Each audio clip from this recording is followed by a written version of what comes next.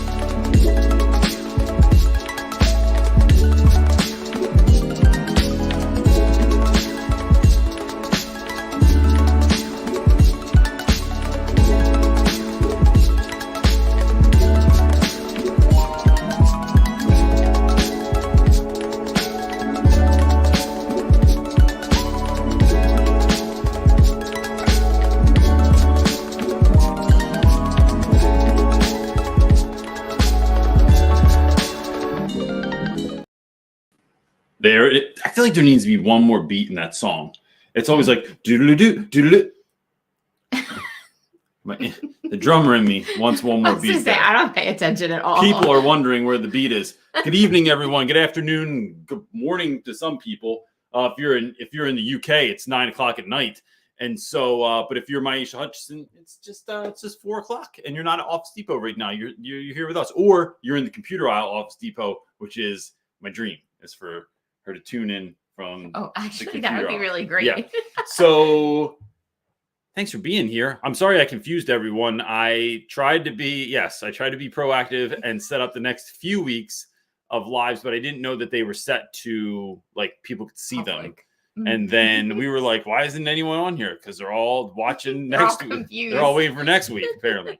So listen, I'm going to say this a couple times today because I just want to make sure that we're clear. This is our last week in Philadelphia on Sunday. When do you guys fly out? Saturday, wife and kids and the cat fly out. After I drop them off at the airport, we are driving. Me and the dog are going. I think we're doing Route 70 all the way across 66 Pennsylvania. So it's old Route 66, but we're taking Route 70 like diagonal through the country. I have no idea where that takes me. I haven't gotten that far yet. I just know that that's the way that I need to go. So, so next Sunday, my wife and kids will be in New Mexico. I will be somewhere in the middle of America. If I can get internet, we're doing it. We're going to try it. We're going to do it from a truck stop, or we're at I hope it's Love's truck stop. That's all there is. I feel like on the way out there. Truck stops is the Love's truck stop because they have everything there. Full of love. I think, and I love love. So with that, why don't we get into it? It's Sunday, and and there's no Eagles game today. So let's get into it. I don't think we have any questions. You can put it in the chat, put a Q or the word question next to it. And what I was asking folks in the beginning, if you could please just drop in the chat, like where are y'all beaming in from? I know I haven't asked that in a while, but I'm wondering if like kind of where you are coming in from. Carl's in from the UK, and it's 9 p.m. there, which I hope we don't put you to bed, Carl. I hope you fall asleep. I mean, I have been the other night I was in bed at 8:30. So, we've been falling asleep super early on the couch. But that's what happened. There we go. Oh. All right, cool. Yeah. So I don't know. It is. I'm scatterbrained around here. There's so much stuff going on. It's like starting to pack up my whole house this week. And then you start packing up your house, and then someone comes for a showing, and you got to pretend like you weren't packing up and put everything, just shove it anywhere it fits. We just never know where anything is right now because everything is all discombobulated. No. We're not completely packed, but that starts this week. But I'm always like, wait, where did this go? I just saw this somewhere, and then I have no idea where it gets put. No, it's like everything is lost. I know. So, all right, you got any questions? No. Oh, why don't you ask somebody a question? Texas. You're coming this way, Central Ohio, New Jersey, Philly. That's what I'm talking about.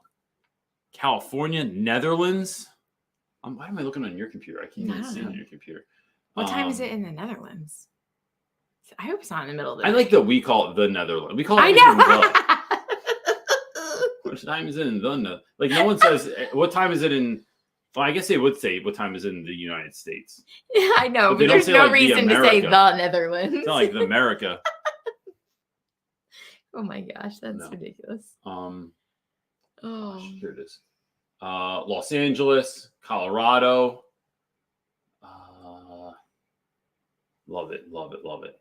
So, oh, John said it's 10 o'clock over in the Netherlands. No, now I won't. Now you're messing me up. In the Netherlands. those Netherlands, Oh my gosh. we're horrible. No, I think we're delirious is what we are. It's possible. I mean, it's a lot. It's like What's 22 p.m.? Rose said it's 22 p.m. because they do the 24-hour clock. Oh. Yeah, so it's 10 Yeah, o'clock so it's p.m. late. Yeah, it's 10. Remember, that's how it was when we lived in Africa. Yes. Yeah, I forgot. People would be like, "Why come over at 14:30?" And I'm like, "Let me just do the math real quick and let me see if I can fit it into my schedule." Because it sounds like you're over hours right now. And it's wide. Oh my gosh, I literally feel delirious. Yeah. It's what we match again though. So that's all that matters. Bonus. Yeah. So we're trying to go through things that you don't think about when you're getting ready to move is you can't bring condiments. So it's like you can't bring your mustard with you for some reason. Like the shipping It's not company. going to last for 3 days without refrigeration I guess in a not. truck. Can mustard go bad? Can any condiment go bad? Probably filled If with you so many preservatives. Do you think when they're shipping Heinz ketchup, it's like a cooled, relaxed environment in there? No, but it's sealed. It's like mustard's already went bad. It has the word turd in it. It can't be good. Stop. So see, when we all have questions, this is stuff that comes to my. You get the stream of consciousness. This is like Reynolds after the test. We're just waiting for them to collect the state test, and we don't know what to do. And then I started talking about nonsense. Someone ask a question. So, yes. So it's moving a lot of like it's trying to figure out what do we do with all that stuff. What do you do with questions like can I fit into the back of my RAV4? Am I short enough to sit and sleep? I'm 6'1". I don't know if I could fit in there. Had to buy a car seat for the dog. It's like, random Lots stuff. of weird randomness. So yeah, it's exhausting. It's an adventure, that's for sure. I'm not so sure I want to do this adventure again. I mean, we will eventually because will we? Because I okay. I want to land somewhere else. This is a good landing spot for now, but this is like a stepping stone. I feel like to our ultimate goal of which we don't know where we're gonna land. We're gonna own a farm eventually. Oh, are we? Okay. All right, Evan. Evan is saving us and asking a question. Thank you, Evan. First question. Because everybody else is on next week's video right now. Waiting. They don't know what's going on. Evan's saying, I'm a first-year teacher feeling very overwhelmed. I want to stay joyful, hopeful, and student-focused, but I'm struggling with stress, self-doubt, and and negative thoughts. Any tips? You have to. That one's not even live yet. You just have to hit it. See, there you go. So, Evan, I would first say that it's not uncommon, right? And maybe that doesn't even help. Maybe that's just like, who cares? Like, sometimes when people are like, when I have things happen in my life and they're like, oh, this is common. And I'm like, I don't care if it's common. I want to be uncommon. And so how do I become uncommon is I think comes down to you haven't done, I'm not going to say that because I don't know you. For me, it became, how do I handle the things that are coming my way? How do I handle them? Because the stresses never stop. The stresses keep coming, but I just have learned to handle it better. So if I think back to I found a video from my first year teaching. I didn't tell you the other day. These students we were making video, some project, and instead of the movie 8 Mile with Eminem, they made 9 Mile, which apparently was the sequel to 8 Mile. And I'm in the end of it. And I just remember that whole process of like them shooting the videos, like gave me anxiety because we were loud. People were looking in the room. I wasn't sure what they were going to be saying about me and stuff like that. Like it was very nerve-wracking. But hold on, I have to tell my dog to stop. Ben, can you stop? Bentley, stop. Go lay down. Thank you. He ate some cat food and now he's really. Now he's allergic to it and he's eating himself, and it's aggravating, and I can hear it. So it was driving my ADD nuts. So I think it becomes working on who you are, right? Because I think sometimes the anxiety and the overwhelm, I mean, this is a question for you, but it's kind of figuring out, like, where's that coming from? Is it coming from a sense that you're not doing good enough? Is it coming from a sense that other people are maybe noticing that you're not doing good enough, that the students are noticing, that the parents are noticing? Is it all of that stuff? Is it like, what does that mean for you? And then trying to get answers to some of that stuff. So that might be going to therapy. And I'll tell you what, man, like, I didn't realize until too late that most teacher benefits cover a large part of therapy. Like, it doesn't cost you very much to go to therapy. Maybe it's taking some classes that are about like character building. And because here's the thing, you learn in college, like, teaching's not that hard, right? If we think about it, really, I am trying to get someone else to learn a skill, or learn information, or be able to do a task. And it's not like, if it's like, I want you to teach this kid to do this thing, it's just not that difficult. Like, I'm oversimplifying here. I realize that, but it's just not that hard. It's all the other stuff that's hard, right? It's classroom management that's hard. It's time management that's hard. It's balancing all the things that are given to you. It's the overwhelm of, like, I have 6 classes in an 8-period day, and then I want me to teach an after-school program. I have 6 preps. It's like all that stuff. You know, it's funny, when I was a kid, I used to, or when I started teaching I was in college anyway, I thought if you had 6 preps, it meant you had 6 periods to prep. I didn't realize it meant you had 6 different things to prep for. Kind of like when I was a little kid, I thought restrooms were rooms that were just, you chilled in them. Like, they had couches and stuff. You just chilled. You don't. So I think that's what I would look into, for real, man. It's not something that's often talked about. It's not something that's often discussed, but it's like, even over self-care, it's the deep dive into who you are. I have one of my mentees that I meet with every Sunday, you know, who you are, if I'm talking about you right now, just did a process that I have long since wanted to do, called the Hoffman Institute. They have one out on the East Coast and one in California. And after we move to New Mexico, my hope is to be able to do that this spring.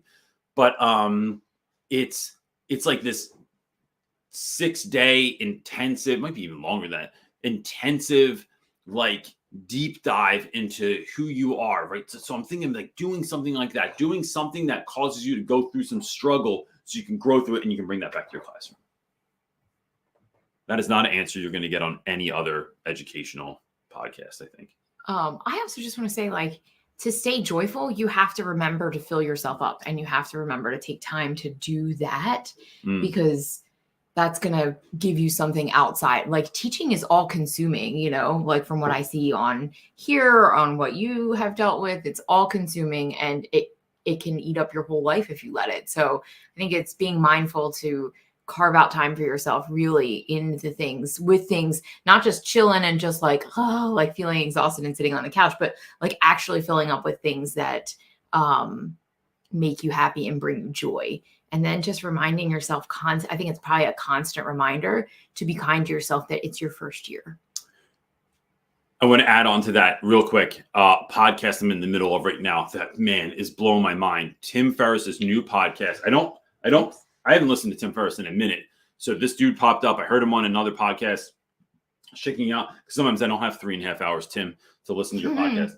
But the title of it is called The Art and Science of Getting Happy. And man, it is good. One of the things he talks about is not all things are going to make you happy, right? So, like, for me, and this is one of the things that hit me, going to the gym. People talk about, I go to the gym and I can feel like crap. I'm depressed. I'm sad. I'm worn out. And I just feel great when I come out. I never feel great when I come out of the gym. I never feel great when I come home from a run, or when I'm swimming laps or riding a bike. I never feel great. But I feel less crappy. So if I do feel tired, crappy, whatever that day, I feel less crappy because I go to the gym. Sometimes it's not about doing things that are making us happier. It's doing things that are making us feel less crappy.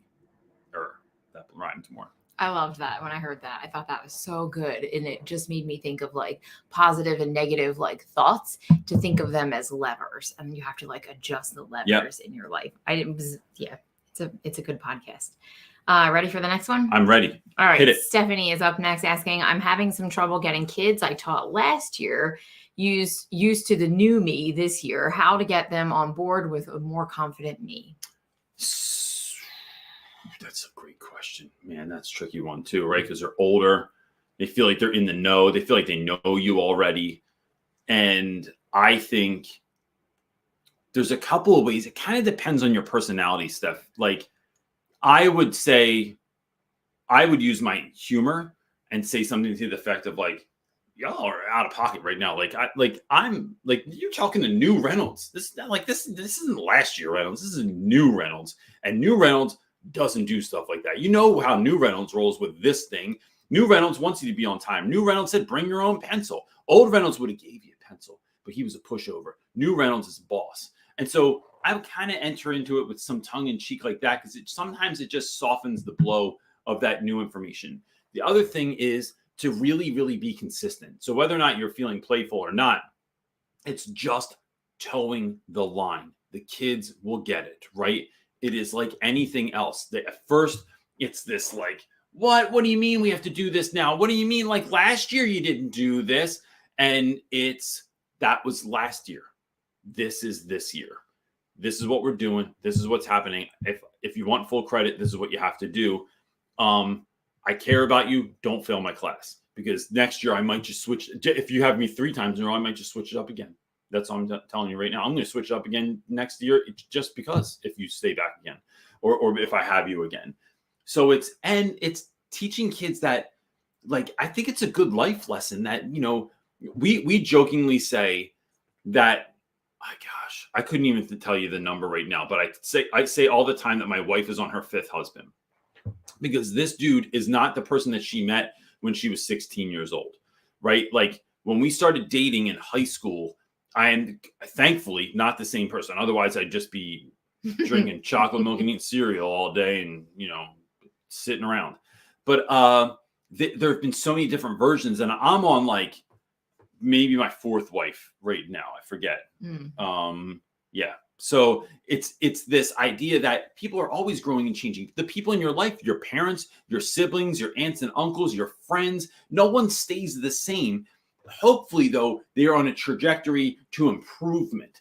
And it's talking to kids and be like, this is, like I said in a video that I had recently, the being late to class video, school is practice for real life. You get to practice real things without like all the fear of like things really, really going wrong. So just keep practicing. And I'm helping you do that right now by, look, you just never know who's going to change and what's going to shift, but know that this is a safe place to do it, and then hold them accountable. Keep doing it, even if it makes your hands sweat, it makes you want to throw up, makes you go home and feel all like wacky. Just keep with it, because it will pay off, I promise. Yeah, she said the new students, in another comment, she said that the new students have no problem. Like, all is good. It's just those former students. And it's a sense of entitlement. It's like they're feeling themselves a little bit, because like, we had you last year. We know. Yeah. It's like, you don't know. You don't know new me. Oh, I love those soft skills. I can tell. All right, Jennifer is up next. Hit it. Asking, I'm a 2nd-year career tech teacher, media arts photography. We've had technical difficulties the past 2 weeks, and I feel like I've lost the class in the chaos. How do I get them back on track? Oh, man. Jennifer, that's a question right there, especially when you're doing tech and tech's not working. I'll tell you this. Let me see. 1, I would try and have a handful of backup ideas, right? So that when you show up to class, you have something to do, even if it's like, here's one. I tell people this all the time. It's completely free. Go to the New York Times and type in, so Google like New York Times lesson plans, right? It's going to bring up a whole series of free stuff that the New York Times does, right? And so even if you're not down with like the politics of the New York Times, you can always find stuff that's going to fit what you're doing. You can look for things that are tech. It has differentiated instruction in there and stuff like that. It's awesome. but then you have those in your pocket should something go wrong. And don't make it sound like when you shift and you do something like that, like it's like, oh gosh, this isn't working. All right, you know what, y'all, we're going to have to do this other thing. It's the New York Times project. Be like, if it's not working, this isn't working, but oh man, I have something awesome. Where do you see this article? Where do you see this thing we're going to check out? We're going to do, we're going to learn, we're going to see today. And be excited about it, even if you're not excited about it, right? Because you're going to get a better return on investment from the students. And we're still learning, we're still growing, we're still doing stuff. And I'll tell you this, you will just get better at this because, you know, it was so funny. A couple of years ago, I spoke at a school out in Pennsylvania, and I'm up there and I'm on the stage, and there's like 500 educators in this big auditorium, and I'm tearing through my speech, and I have this punchline where like I show a video, and it's like as soon as I say it, I hit the button on the clicker, the video pops up, and I get a big thing on there that the school doesn't support YouTube. And I didn't know. I asked if they had internet. I did not ask if they had YouTube. And now I've learned from this lesson. I just download my videos. But it just was like popped up. I lost the whole audience. Everyone starts laughing. I feel like an idiot. I don't know what to do. And it was just like being in class. And I remember like, I just kind of like rolled with it. Like it was like a learning experience, and then just laughed it off and then just kept going. And I remember you like wanted to die. I felt so anxious for you. I was like crawling with anxiety. But the only reason I could pull that off is because I pulled it off in class a million times. When the projector goes out, when the DVD didn't work back in the day, when the VHS tape got eaten in the VCR, when someone comes in to observe you, all of a sudden you didn't know that it was coming. These things are going to happen. And so all you're going to do, Jennifer, is note them. And then try to think like, so when the class is over, what could I have done to get around this specific situation?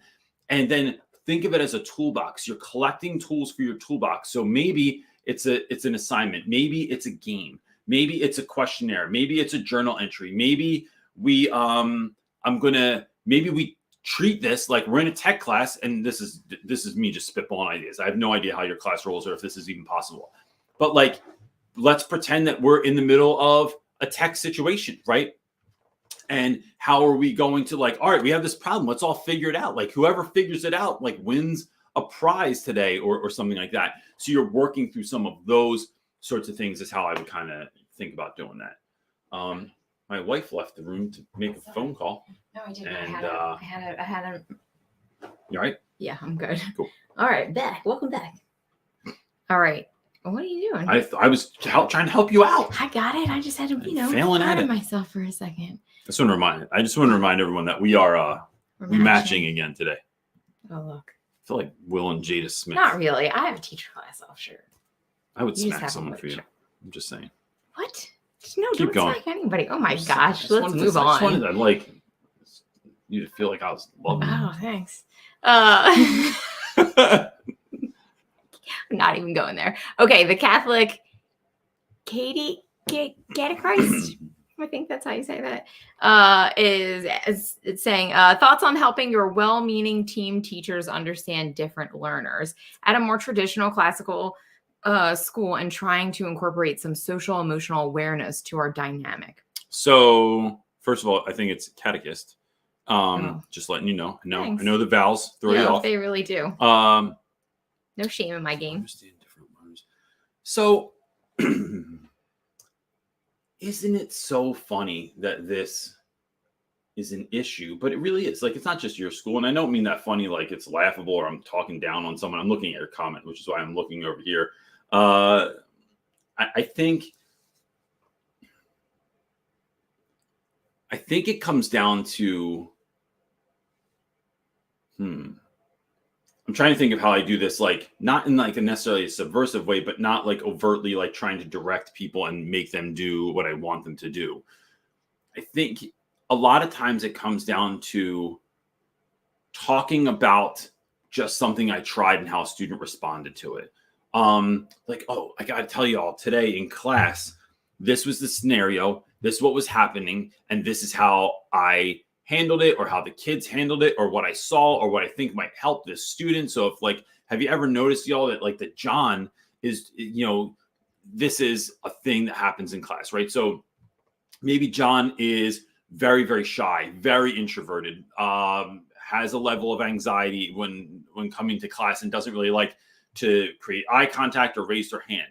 And so instead of, some teachers that will just be like, oh, I'm just going to call on John and we'll just wear out his anxiety. You're not wearing out anyone's anxiety. What you're doing is pouring gasoline on the fire and it's just going to get worse. So it's maybe instead I put a Post-it note on John's desk and I saw him like give a half smile. Maybe I did this. Maybe I did this. And so look, you're not going to make any other teachers do what you're doing. What you're doing is you are sort of creating opportunities for them to learn through what you're doing. Then should something come up at some point where there is an issue with John, you might be the voice that can speak to that. Another thing is, I think calling home or emailing home and asking, I talk about this idea all the time, like where asking parents or guardians, what is something I should know about your child to help that's going to inform me to be the best teacher I can this year? And you'll get all kinds of information, right? Someone died, someone was born, they just moved here, their best friend, they broke up with their girlfriend, whatever it is, right? When we have this, these are good pieces of information to bring to like grade level meetings or something like that to say, hey, listen, just so everyone knows, I don't know if you've been noticing that like that Bryce has been feeling some type of way lately or hasn't been as engaged or has been kind of sad. Like his grandfather died a couple weeks ago and he didn't say anything to us. So it's like you're finding out the information by building relationships with kids, by building relationships with parents and guardians, and then sharing some of that with your team so that they're in the know. These aren't excuses as to why students have particular behaviors, but they are reasons as to why they have them. And the more that we can know that stuff, and the more we can share with our team, we start becoming the kind of teachers that, guess what? You're going to have really, really good relationships with your students. Other people are going to notice that. The kids are going to talk about that. And then you start changing the culture in that way, because I think it makes it attractive to other teachers. And all teachers want to be great teachers. Saying all that, there are some OG old school teachers that are like, nope, I'm here to deliver content. I hand it out. You show up to school, you do the work. I'm not doing all these like touchy-feely games and stuff. That is what ends up happening, I think, is like you are just being you so out loud and so positively and being a light that I think it makes that sort of behavior stand out even more. But you start creating the culture in your school is where you start with that. All right, ready? I'm ready. Summer's up next, asking, how do you train yourself to give yourself more time in the morning? I'm tired already, but I want to get up at 5 to do things that center me for the day. So I saw, did you see the really funny, was it you that showed me that meme or the TikTok the other day? That was like, it was like of a student that was saying like, oh my gosh, I would give anything to get 8 hours of sleep. And the teacher said, well, how about figuring out when you have to get up and then going to bed 8 hours before that? And they were like, there's no way I'm doing that. And so Summer, I think I think some of this is built over time, but there's little solutions to this. So I get up at 5:30 every morning and I hit my snooze, but that's really just to turn my alarm clock off. But I am up within 4 minutes usually of that. And because I know that because I'm a weirdo and I time myself. And I lose credit in my own mind if my snooze goes off again. So I get up at 5:30, but part of the way that I'm able to do that is, one, I go to bed the night before early, and I am in bed so I know I need 7 hours of sleep. I'm turning off the lights by 10:30, right? So I start going to bed at around 9:45, take the dog out, all that kind of stuff, tell the kids they got to go to bed, all this stuff.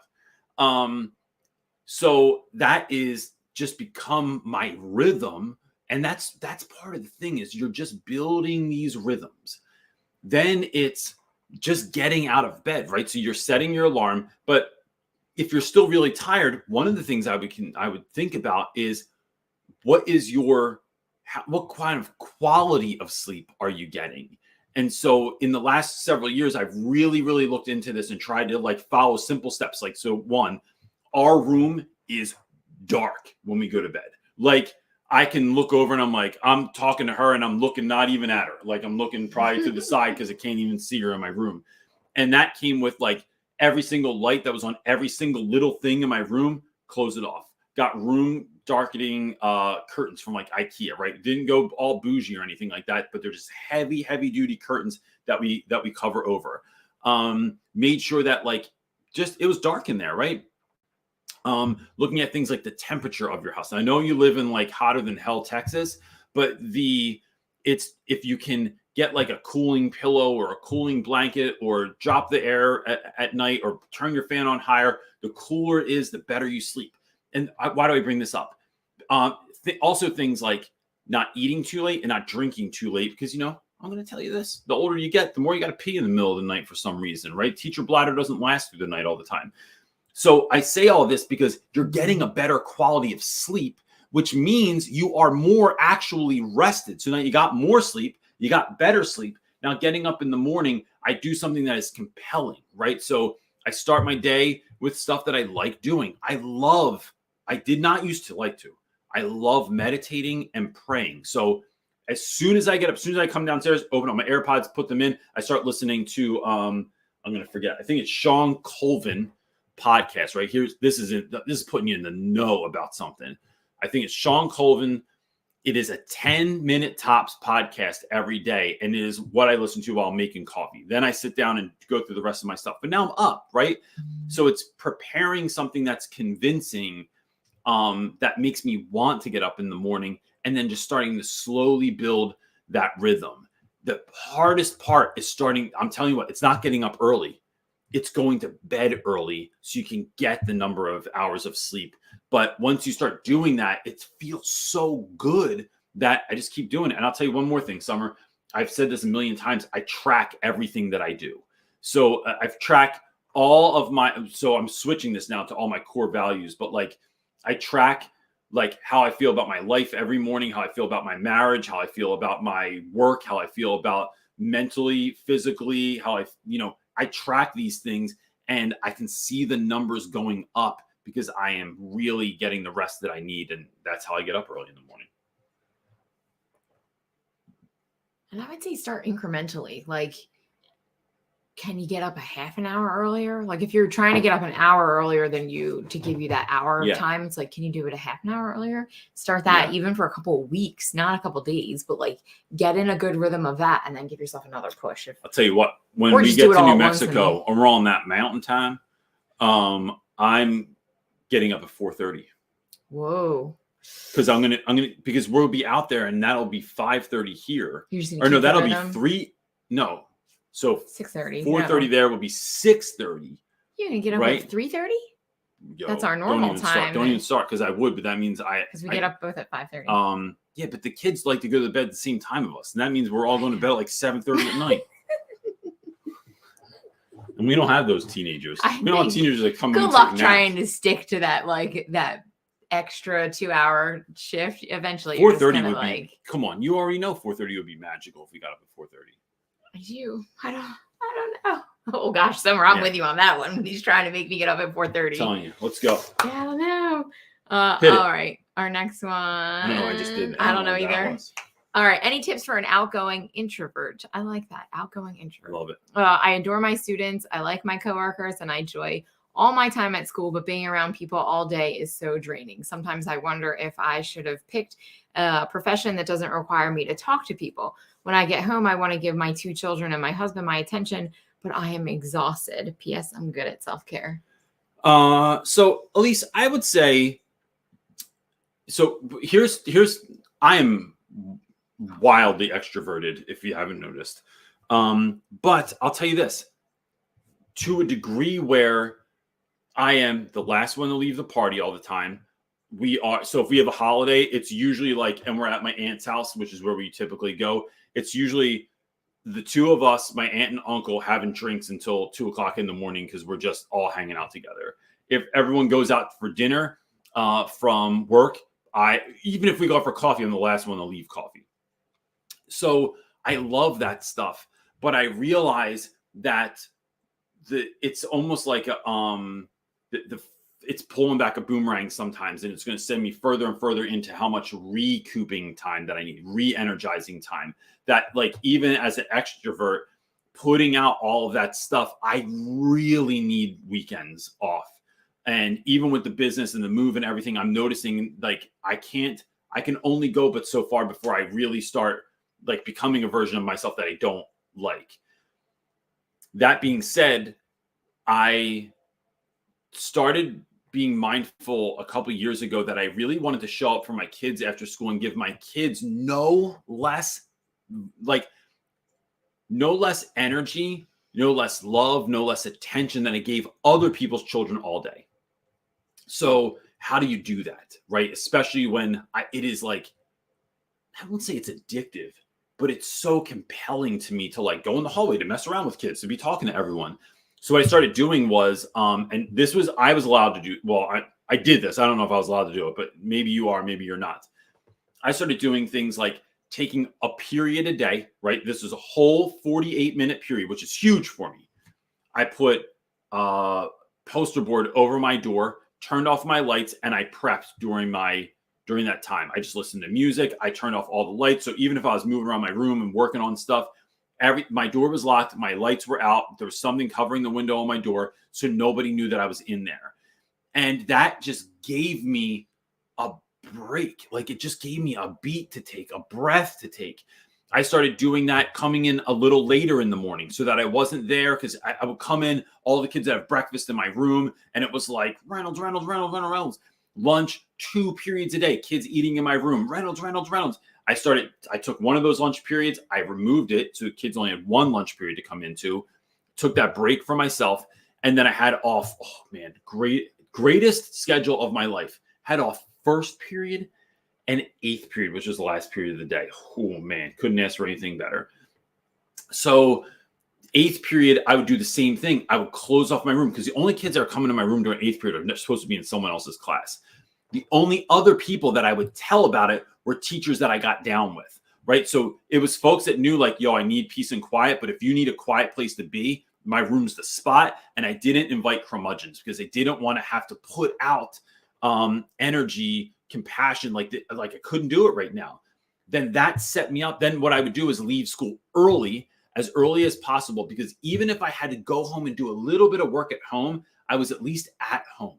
I was at least with my kids. And so what I did was I would do homework club, where my kids were doing homework, I was grading papers, and we're just doing it together, right? And so it was trying to buy back some of those minimum amounts of time. The other thing I'd say, Elise, is, I've talked about this a bunch, is, we have a workshop coming up about, this is going to be part of it, is delegating. How can you get other people, other kids, to do stuff that is your responsibility in school, to take things off your plate? So what I'm looking for is, how do I minimize my energy output in every way, shape, or form? Start looking for the little things. And I'm telling you, the 5 minutes, and then the 10 minutes, and another 15 and a 20, then you add on a 48-minute class. Oh man, you're just holding on to battery life that you're not putting out, but it comes in little tiny increments, sometimes at a time, as you build that together. And it's awesome. All right, our next question is going to come from Liz, asking, how do you decide what to do during planning when you have a million things to do? You can take a drink of your coffee. I can. While you're thinking about it. I That's saw you go to grab it. I thought it was going to be a longer question. That's why I left it. So that's why I was ready.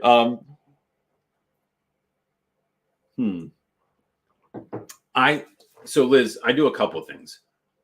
One, I know that I can't get everything done. So I try not to overemphasize what I can get done in a day. I try to think of a week. I try to think of weeks better. And so I will typically do, so if I've prep, so I said, like, so if my prep time is first period, I have off, then I teach basically second through 7th period straight. Then I have off 8th period. I also have a lunch period in the middle of the day for 48 minutes or whatever it is. I have that. I think that's basically how it works out, right?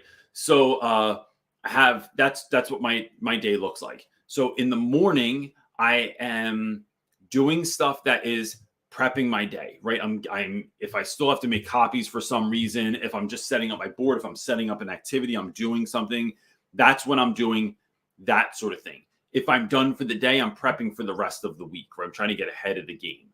My middle of the day is typically like, sometimes it's grading, but sometimes it's more like lesson planning. It's IEP paperwork. It's, filling out whatever kind of stuff I have to fill out. But that's what the middle of the day looks like. And then end of the day is emails. It's prepping for tomorrow, or it's phone calls back to parents. So what I'm saying here is I have a designated thing that's happening during a designated period of the day. And so then that's like, so my Mondays might look a little bit different than my Tuesdays, might look a little bit different than my Wednesdays, because then, for instance, on Fridays, it is grading and inputting grades and making sure everything's updated. That's why I try and do the whole day, and I still try and squeeze in emails at the end of the day. But the students are helping me grade stuff. So I have trusted kids that are my TAs or kids that I designate from a class. They're helping me prep, or they're helping me grade multiple choice stuff. Then they read the grades back to me. I just input them into the grade book. Then I go back and make sure everyone's grades are updated. And so by the end of the day, if a parent emails me and they want to know something about their kid's grade, it's already there. So it's figuring out make a list. What are the things I have to do every day? Or what are the things I have to do once a week? And then looking at your schedule. So if you have 3 preps a day, like 3 planning periods a day, what am I going to do during this one? What am I going to do during this one? It does not allow you to get all things done. But putting a concerted amount of time, 48 minutes, right, with my AirPods in, where I'm not choosing all kinds of different songs. I let the playlist play and I tune in. I'm going to do this for 20 minutes. I'm going to do this for 20 minutes. I'm going to do this for 8 minutes, right? That helps me get a lot of stuff done, because I don't have like paralysis of trying to figure out what is next. So that's kind of how I try and simplify as much as possible. All right. Our next question is from Carl, asking, what's your views on toxic management? I have poor management and have been overlooked a couple of times for a promotion because of being a bit weird. You're smiling at that one. I know, because I just think it's my game. Yeah. Yet when the construction department wants an LGBTQ, QT plus or mental health awareness ambassador, they're beating a path to my door. So that's a great question, Carl.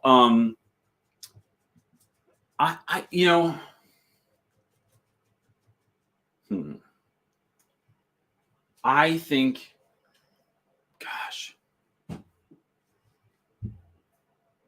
trying to think of how I want to look at it, because there's a couple of kind of different things here, right? How do I deal with toxic management? I'm going to tell you what. One of the things I learned was try to help. Show up and ask for help. Don't, and I'm going to tell you that I learned this from experience. I am the person that at the whole team meeting, right? The whole school's there, like all the teachers, and they ask if people have questions. They ask if people have comments or feedback on stuff. Hands up in the air, I'm asking questions. And it's pushback sometimes too. I don't pull punches. I also don't punch people, but it is being direct, because I want the school to be the best for the kids. And so if I don't like something, if I have a problem with something, I am not going to talk to people after the meeting and complain about something that I did not speak up about.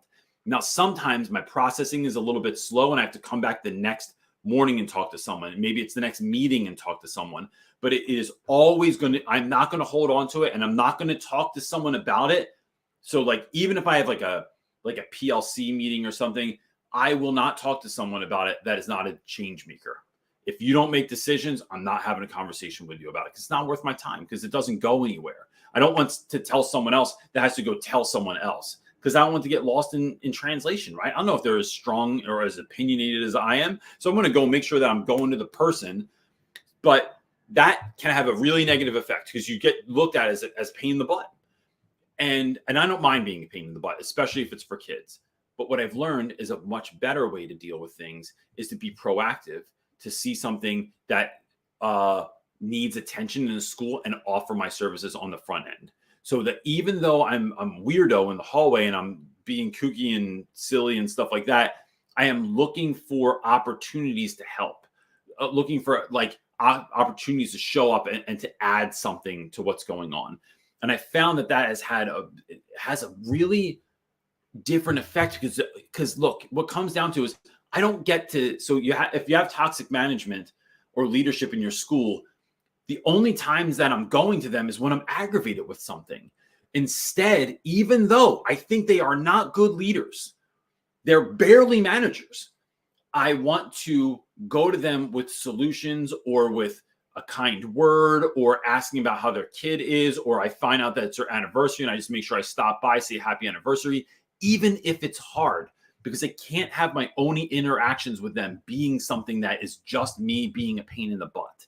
So that's part of it. And then and I think the other thing is it's kind of being mindful of like, why am I like, how do I want to say this? That I need to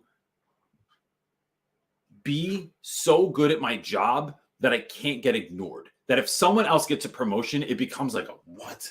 Y'all know Carl's like the man over here, right? Like, or they are like the best at what they're doing. And so I've had that happen to me in school where like, I'm not great at everything, right? There are many, many, many things that I'm not good at. And maybe that's a whole YouTube video of like, here's stuff that I'm not good at because I only talk about things I know about. Here's a bunch of crap I don't know about. Here's things people complain about with me. But they think the point that I'm making there is like, the things that you're good at, the things that you're gifted in, be them out loud, be them so well that it becomes absurd. And look, for me, Carl, it becomes then I just let God deal with the consequences of that. Like I'm just showing up and being all out me as best I can. And then I just give it up after that. And it's like, I'm just putting my best out there.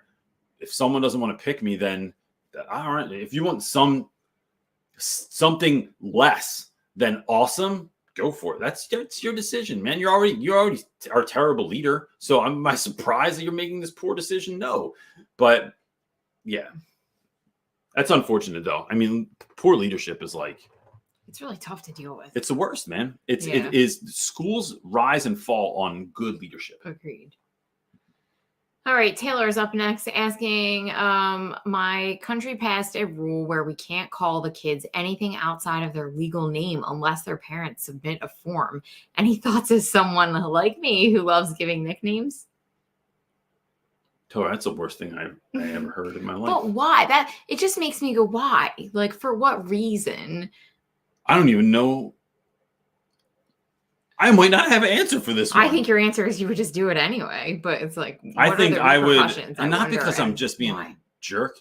I feel like I would still figure it out. I would like call kids like their middle name or just their full name or their initials. Like when I had a student one time, no kidding. His name was Michael Jackson. And every single time I talked to him, I just called him Michael Jackson. Other people just called him Mike. And I was like, hey, Michael Jackson, he would get so aggravated. Reynolds, why do you have to say my whole name all the time? I'm like, I don't know. Michael Jackson, I don't know why I have to say your full name all the time. But could you come here? Because it's Michael Jackson. But Michael Jackson, could you come here? Then he would get mad. And I'm like, oh, you bad? You're bad? Oh, you know it. You know it. I know what you're thinking right now. You just want me to beat it. All right. But I'm not. And so it would be constantly using Michael Jackson lyrics all the time. But I think, Taylor, like first of all, I love the spelling of your name, but I just think that's so unfortunate because it's so fun, right? Like I've never had a kid. I had one kid that was going through something that I didn't know about, and I made up a nickname for him, which was Switchblade, which is a totally tough nickname anyway, by the way, and that's a whole story to it and whatever. But that was going through some stuff. His mom called me and asked me to call him by his name. And that's a whole story, and that's his business. But like, it was totally understandable. That's in like almost 20 years of teaching, one kid that I knew that didn't like what I called him, right? That's it. And so I think it's so endearing that when we personalize someone's name, so it's a shame, but I would come up with some sort of creative solution. I'd either call people by their full name, by their middle name. If someone was like, I'm Charles John Reynolds III, I would just call someone the third. Like, I would just come up with ways within the boundaries to be, to create those personal connections. Because for me, look, calling kids by nickname is not just about being funny or me like being like taking a poke at you or something like that. It's about personalizing the connection. It's about it's about connection with kids and building relationships. So interesting enough, as she said, they want us to build relationships. She said, but if the student asks me to call them Alex, for sure, I can't, like, unless she has to go another step and like send an email and all that stuff and get written permission or from a parent. Yeah. Right. That's what she said. No kidding, Taylor. Parents need to submit a form. I've crazy. had parents call their kids. I had a kid that looked like Milhouse from The Simpsons. He was in my class for 5 years, right? I called him Milhouse all the time because he looked like Milhouse. So his mom called him Milhouse. On her phone, she showed me at parent-teacher conference one time. On her phone, when he called her, it popped up Milhouse. Like, I had a kid one time misspelled his name. His last name was Wiggins. He wrote Liggins, and I think it was just he wrote it too fast. So I called him Liggins forever. I see his mom one night. I'm in Target. She yells across the store, Mr. Reynolds. I'm like, oh my gosh, who was calling me in the middle of Target? I go over. It's me, Liggins' mom. Bro, what? I'm like, if these things were, I would spend a whole day. I don't do work at home. I'd spend a whole night emailing every parent whose kid I want to call a nickname and tell them why. You can make a canned response about like why you think this is important, how it builds relationships, how you care about their kid, why this is funny, how it alleviates stress in classrooms and anxiety and stuff like that. And it builds the relationship just like they want. And then this is what I want to call your kid. Can you sign off on it? And if you can, great. If you can't, then I will call them by maybe their full name. Yeah. Charles John Reynolds III. Wow, that's Michael Jackson. Keep us updated on how that goes. Like, I'm curious where you are too. If you could drop that in there, I would just love to know where that's a thing. That's interesting. Who can't? I want to know why they do that. Yeah. There's got to be a reason. Like, someone was in a meeting and they were like, "Listen, we're not doing this anymore." Someone had it backfire really bad. Someone's kid, someone on the school board's kid had a bad experience, and they're like, "That's it. No more nicknames." And no smiles either. All right. I hope I'm saying her name right. Shermaya? It's a great picture. Is asking, last year I was head teacher for 9th grade. I have resigned from the managerial role and I'm back in the classroom. My students are intimidated. How can I get them to relax? Oh, so that's a funny question, right? So like, you're in leadership and it's like, now you're not. And now you're like the authority or something like that. I think, we can say anything. So we can say anything we want to try and get kids to believe stuff, right? So for me, it's beginning of the year, first day of class. I don't go through rules or none of that stuff. I go through, I'm so happy to be here. I'm really, really glad that you're in my class and I want to have the greatest year ever. And there are a majority of the kids, I would say, that don't believe me. They're just like, they think, especially in some of the 2 schools I've worked in, have had a lot of turnover, a lot of well-meaning teachers that don't stay the course, that don't stay around, that don't do like what they say they're going to do. They say they're going to be tough. They say they're going to be fair. They say they're going to be nice. They say this is going to be fun. And then it doesn't. It like a week, 2 weeks later, they're just like, all right, whatever. You guys are just pissing me off. And so it's staying the course. It's if I'm going to wear you, I always tell kids, like, I'm going to wear you down with love. Watch this. Like, bring in whatever you got. And I'm going to wear it down because I know who I am. And I know that so hardcore that you can't affect me. so that now when I'm coming at you, I'm going to like, you want to come at me with an attitude. You want to come at me with, and I'm not even saying this is an affront, right? It's not even kids are like trying to attack me with their anxiety, but you're coming in and you're feeling anxious. You're feeling like no one cares about you. You feel like you struggle with depression. I am going to try to meet you where you need to be met every single day. And it's only my consistency. My words are just a preview. My words are just telling you this is going to be great. I don't expect you to believe them. You know what I expect you to believe? My actions. That love is a verb. That care is a verb. And so the things that I'm saying, I need to show you out loud what this looks like. And then it's your job to believe me or not believe me. I still have kids that are like, you do not care about this job that much. And it's like, well, I don't know how else to prove it to you. Like, look at my classroom, look at these lessons, look at what we're doing, look at how much I'm connecting with people all the time. Of course, I love this stuff, man. And so I love it so much. I do it on after school and on the weekends and made a whole business out of it. So it's really just showing up. And that's the hard part for you, right? You control you. I heard a really great analogy on this one time where somebody said that if you give someone a gift and they take the gift and they put it in the closet, they send it to the thrift store, they whatever, right? It doesn't say anything about you. Your job's done after they take the gift. You're handing them over the gift. What they do with it is up to them, right? So you could give someone a massage. If they don't go get the massage, it doesn't benefit them. So I turn it off. I give the kindness, the love, the respect.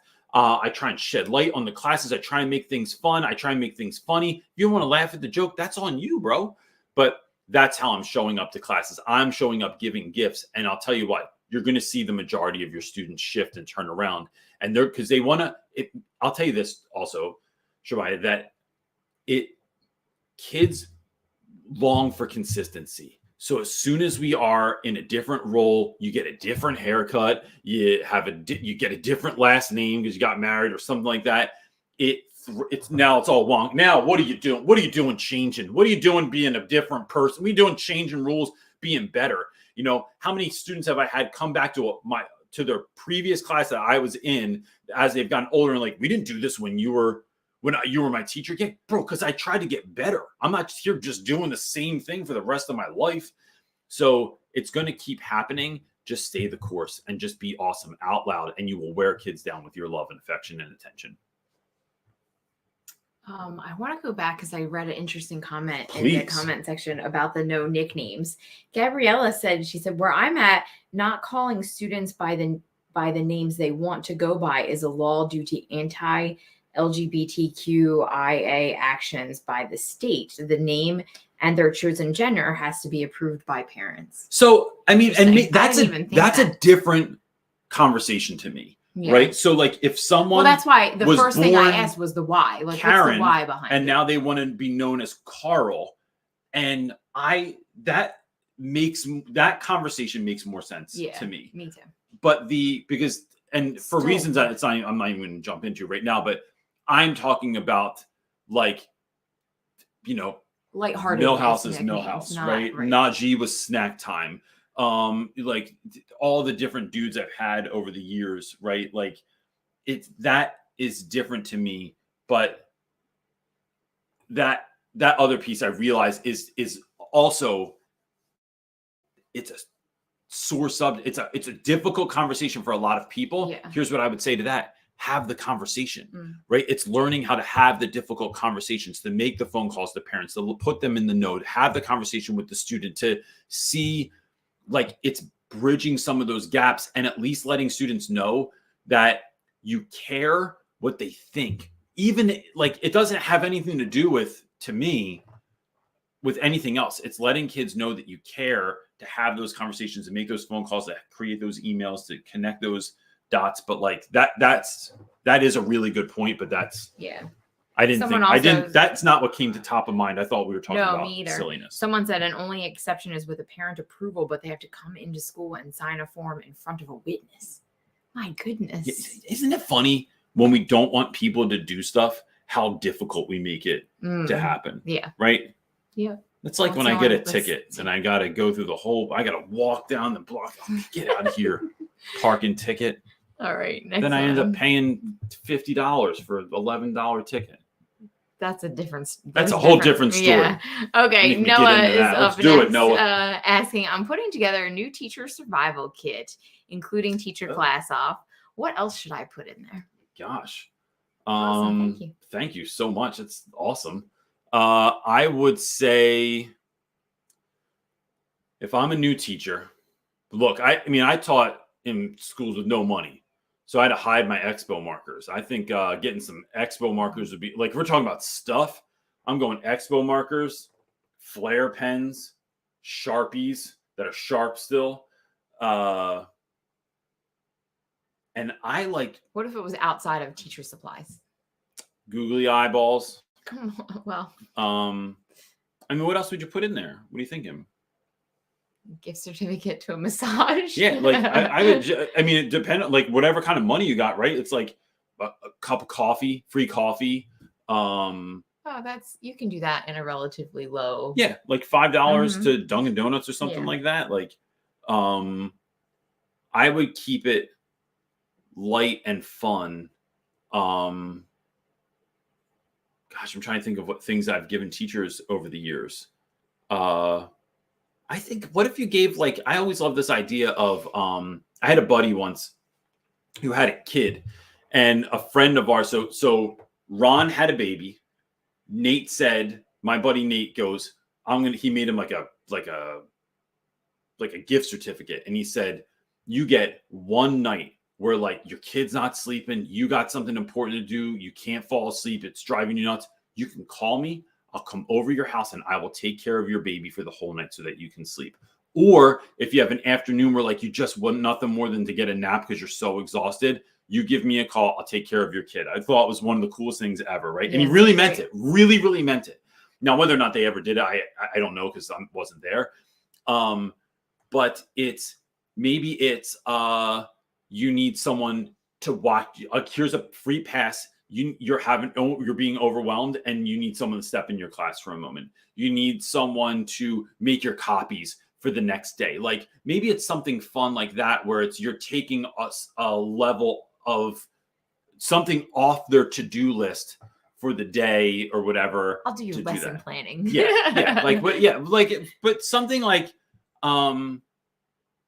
something fun that would be like oh, that's a nice perk if you to have, right? Like someone like, you're going to clean my room after school or put my desks back or give me 10 minutes. Like I have to go to the bathroom so bad I'm going to pee myself. Like, you'll like, this is the don't pee yourself gift certificate. Something like that. I think you come up with some fun ideas. That was a weird one. I think we're caught up. All caught up. Cool. I mean, we're at an hour, so that's cool with me. So look, gang, before you leave, don't leave. One, can you hit the like button, right? It really helps send this into the world of getting the more teachers. That's what we want to do. We just want to help you. We don't make we're not making any money on this. So if you could do that, it'd be awesome. Second, next week, my wife will be in New Mexico already. This is our last week in Philadelphia. I will be driving to New Mexico. I'll be somewhere middle America. As long as I get internet service, 4 p.m. next week, we're going to jump on. So I might be at a Love truck stop. I might be in the middle of a field. I don't really know. It's exciting. Who knows where he will Where be? in the world is Reynolds? So I'll be beaming in. If we don't show up, it's because I don't have internet access. But that's my hope. So we'll still be here next week. And but just know that that's kind of, if it looks weird, it's because we did something different. Cool. Yep. And then, now we're going to go pack our house more, but we will see you next week. And that's it, gang. Thank you so much for being here. Anything else, wife? No. All right. Peace.